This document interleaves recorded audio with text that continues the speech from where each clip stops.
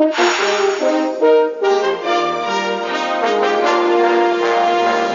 district in Los Angeles is considering an unusual program to combat crime. Officials there are proposing to ban parolees and people on probation from going into one of the city's roughest areas. But is it constitutional? Here's what some residents thought. The lower end of the market, and you can afford this over here. And I don't want them. I have kids. I don't want them here. They already pay their debt to society, you know. David Berger is the Deputy District Attorney for LA County. He is our guest this morning in Los Angeles. And Raymond Vasbari is the Legal Director of the ACLU in Ohio, where a similar program was actually implemented and then overturned by the courts. He joins us from Cleveland this morning. Good morning to you both. And Raymond, I'd like to start with you. If this idea actually keeps the bad guys out of trouble and the area then safer, what's wrong with it?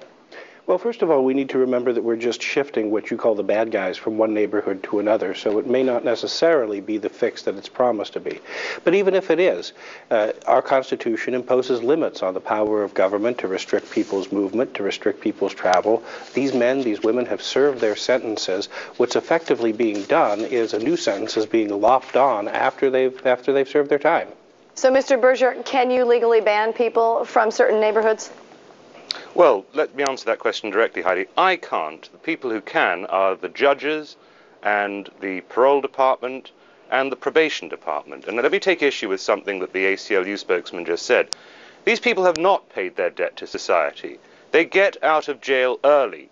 And by getting out of jail early, they are put on probation or they're put on parole. They do not have the same rights that you or I have, and they don't have those rights because they have committed crimes. And it's for that reason that we can impose reasonable restrictions on their rights. Mr. Vasbari, have they paid their debt to society?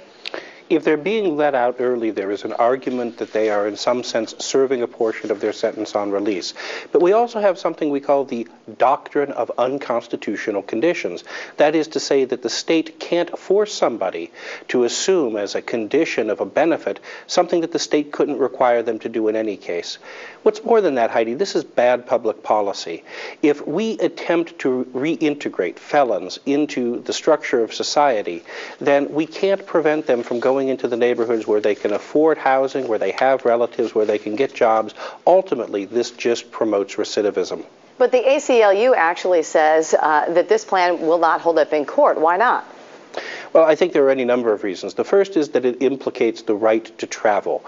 More and more federal circuit courts are recognizing a right to intrastate travel, that is to say, travel around and within one's community. That's one of the bases on which we got a very similar ordinance in Cincinnati disqualified just this year.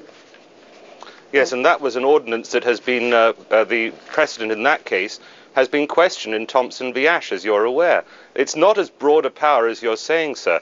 And the fact of the matter is, the crime statistics in this area overwhelmingly show that this is a place where narcotics offenders and users, sellers are gathering. Now, you may not be aware of this. I don't know if you ever get into real contact with the criminal community.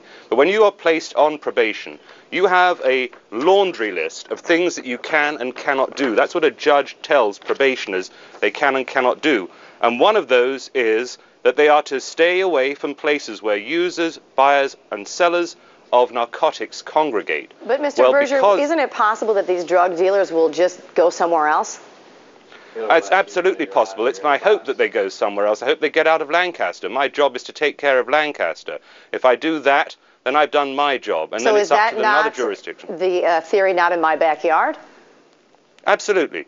Lancaster is a small community north of Los Angeles. It doesn't have those inner city problems that many of the other cities have, such as Ohio, where they had that, Cincinnati. And we want to keep this community as a good community because it is basically a good community. There's just one small part of town which needs our attention. And if we can clean that part of town up, we're going a long way to doing our job. Mr. Vasbari, you have the last word today. At someone else's expense, they're doing their job. Maybe if they clean that part of town up through better community and police relations, better policing, and better rehabilitation efforts in their own Department of Corrections, they wouldn't have to take the draconian step of banning people from their own neighborhoods.